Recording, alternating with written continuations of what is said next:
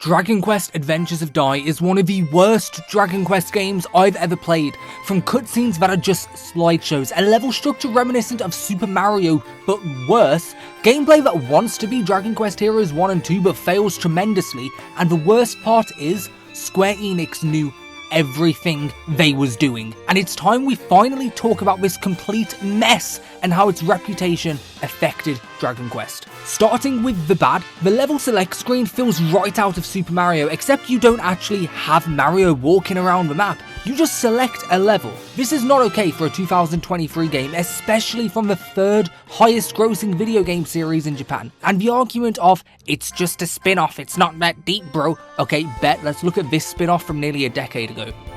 Wow, true immersion, the way the game incentivizes you to click to the right and press X on the level, that's game of the year right there. Woo! I'd rather have that than walking through an entire world filled with monsters, entire distinctive regions where levels are placed inside. No, okay. Now, the boring gameplay just makes this worse. It's just so slow, like really slow.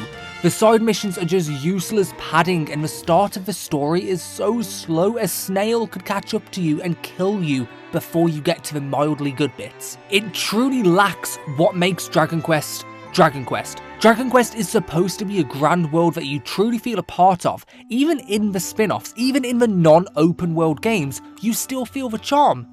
But in Dragon Quest Infinity Strash, it feels like a world you're apart from. And then there's the mobile fiasco. Square Enix intended to go all out with the marketing for Adventures of Dai. They had planned the anime to be released alongside a mobile game and a console game. They wanted to create a massive hype tunnel, and in my personal opinion, the ceiling of hype is very limited for a stereotypical shonen, but let's not talk about that yet. The Infinity Strash game was pushed back so far, the mobile game had launched, shut down 2 years later, 5 months before the console game even dropped. It was a gacha game as expected, and failed to make enough money to justify keeping the game running, and they thought a console game at $60 was justified after that failure. Boy, you can't even keep a gacha game running. What are you doing, Square Enix? But okay, the worst part is, the gacha game actually had a better story. I'm so sorry to people who paid $60 for this lump of dog shit infested with more dog shit. I struggle justifying what I paid. I paid £25 for this, but there is light, and I will get to that light later. The mobile game, A Hero's Bond, actually had its own creative narrative. It wasn't a copy and paste of the anime or a goddamn PowerPoint slideshow. It had the original manga author write the game, and even when it was announced to be shut down, the developers still updated it to ensure players got closure.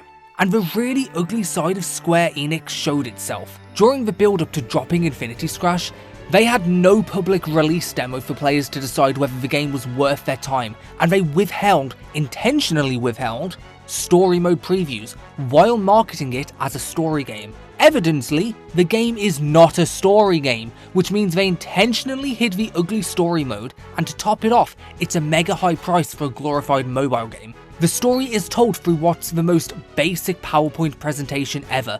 Honestly, if they want it to be lazy, why don't they just play the scene from the anime? That is equal amount of laziness, but 10 times more enjoyable. Games have been doing this for decades, and sure, it's lazy, but it's better than whatever this is. And the worst part to top this whole thing off, it's not even the full story.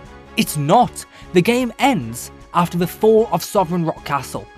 41 episodes out of 100. 41! It's literally less than half. This is not okay. We deserve better, and Dragon Quest deserves better. We shouldn't be given a glorified mobile game that has a worse story than a mobile game for such a high price tag. And, do you want physical media? Nah, sorry mate, it's digital only. That means you've got to wait for a sale to even begin thinking about purchasing this slop. Yes, I just use the word slop. I really hate using the word slop. It's overused and it's lost a lot of meaning in 2026. But I mean it. This was slop. But I have to try to be impartial. I can't just make a whole video hating this game for the love of it, because without talking about what the game does great, it's nothing but rage baiting, and I don't do that. So, the reason I have left this segment until the end was to see how many of you guys I could actually catch out. I get too many people complaining in my comments about something in a video before they even watch the video, where if they did watch the video, the thing they're complaining about gets addressed. Either they come to their own conclusions about the video early, or they can't comprehend what I'm saying. But anyway, if this was you, good boy for waiting before giving me your hate. Have a little treat. Who's a good boy? But you know, surprisingly, we actually have a lot to praise about Infinity Strash, and I know that might feel weird after I've just been ranting on for like 5 minutes, but it's true. The game is graphically pleasing, it's smooth, and the animations are fun. This is definitely where the game shines the most, and the very few times they actually did animate something, it was amazing. Maybe part of how I feel about them is the shock that they're there, because we go from singular frames of an already animated anime to this.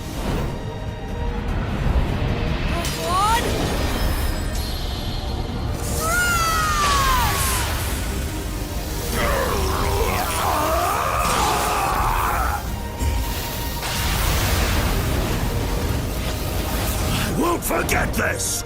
I promise you've just made yourself a lifelong enemy!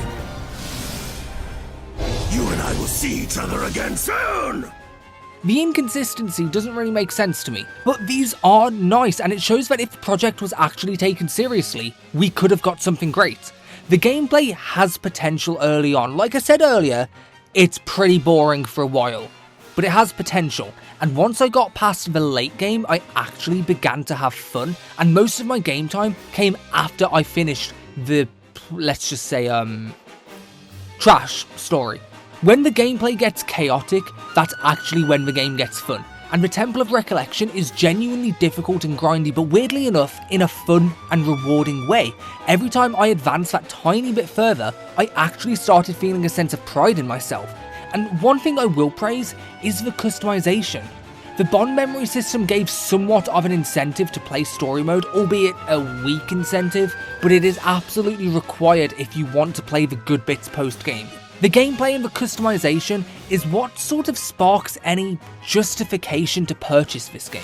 A character's combat deck dictates your entire experience. For example, you can build the decks around whatever you want, whether it's physical damage or you can focus entirely on ranged spells, on healing, crowd control, because late in the temple, you need to deal with that crowd control.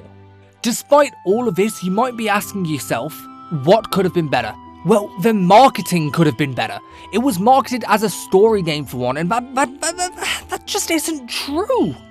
They made the game seem like it was so content heavy with 100 floors in an endless roguelike dungeon. That's just gaslighting. We've had plenty of roguelike Dragon Quest games, and this is not it.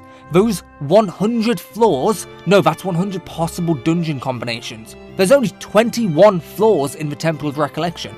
They intentionally marketed it as 100 floors to hide the fact they ran out of budget and couldn't finish the game. And more proof to this, but the final boss of the anime only appears at the end of the dungeon, not the end of the story. The final boss of the anime doesn't appear in the story that's based on the anime. Make that make sense. My final verdict, just don't make a Dai game at all. Make a Legend of Abel game. It's a much better story. Both animes feel similar in its objective, of course, to save the world from evil, but the manner of events to get there differ drastically. Both anime have the same target audience, except Abel feels like an actual Dragon Quest adventure, because they're adults doing things in an adult way. Dai is just a typical shonen with shonen tropes, shonen convenience, and a shonen story. It gives shonen a bad name, and shonen already has a pretty bad name. Legend of Abel, on the other hand, it feels like a JRPG in an anime form. It has all the story progression already laid out for you to make the game. In conclusion, making a game based on a boring shonen anime with 100 episodes, then ending the game at like episode 41, was absolutely doomed to fail. It puts into question the integrity of Square Enix. Dragon Quest is at a critical time right now in the West, and another failure like this could result in another dark ages like the 2000s and 2010s, where we are intentionally excluded from new Dragon Quest games.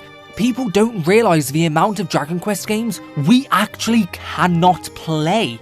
They are Japanese only because Square Enix thought, nobody in the West likes this series. No, the demand is absolutely here. But Square Enix cannot make a lazy game and then blame the audience for it again. It's just not fair. But okay, now thank you for listening to me for however long this is. And if you enjoyed or agree or disagree, let me below, but make sure you drop that like and sub to support the channel. I've got a lot more videos on Dragon Quest and Dragon Quest spin-offs, and here's a few on the screen that I think you'd like. I'll see you guys next time in a big video coming up soon. Stay tuned, you don't want to miss it.